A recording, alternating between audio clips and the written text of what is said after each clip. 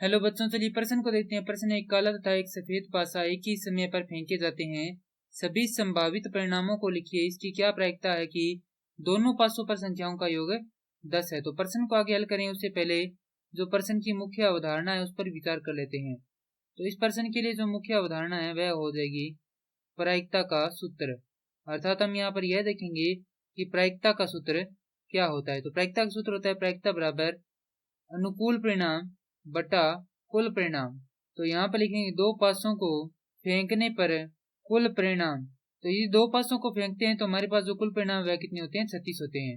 किस प्रकार से देखें तो किसी पासे को फेंकते हैं तो हमारे पास कुल परिणाम होते हैं 6 की घात n के रूप में, जहां पर n क्या होता है कि एक पासे को जितनी बार फेंक रहे हैं वह क्या है, n है, या जितने पासों को एक बार फेंक रहे हैं वह भी क्या है, n है। अर्थात एक पासे को दो बार फेंक दें चाहे दो पासों को एक बार फेंक दे, जो परिणाम है वह क्या रहेंगे, बराबर रहेंगे।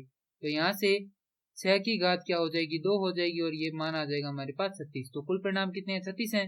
अब कौन कौन से हो सकते हैं, हो सकता है पहले पर एक आ जाए और दूसरे पासे पर भी एक आ जाए, पहले पासे पर एक और दूसरे पर 2 आ जाए, पहले पर एक और दूसरे पर 3 आ जाए, इसी प्रकार पहले पर एक और दूसरे पर 6 आ जाए।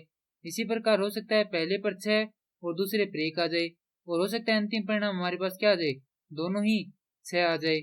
और जो अन्य परिणाम है इनके क्या होते हैं, मध्य में होते हैं। इनके सहित कुल कितने परिणाम होते हैं, 36 होते हैं। अब दोनों पासों पर है संख्याओं का योग 10 होने के अनुकूल परिणाम, अर्थात जो संख्याएं हैं उनका योग क्या होना चाहिए, 10 होना चाहिए। ना तो 10 से ज्यादा हो ना 10 से क्या हो, कम हो।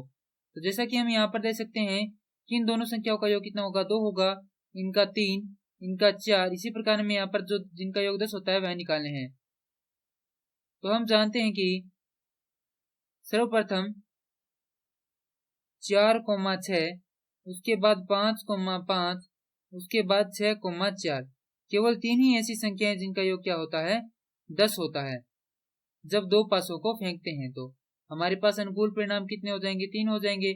तो यहाँ से प्रायिकता P ही बराबर हो जाएगा 3 बट्टा कुल परिणाम है 36। तो प्रायिकता आ जाएगी 3 से इनको काटेंगे तो 1 बट्टा 12। और यही क्या हमारे प्रश्न का उत्तर है। मैं आशा करता हूँ कि यह प्रश्न आपको समझ में आया होगा। धन्यवाद।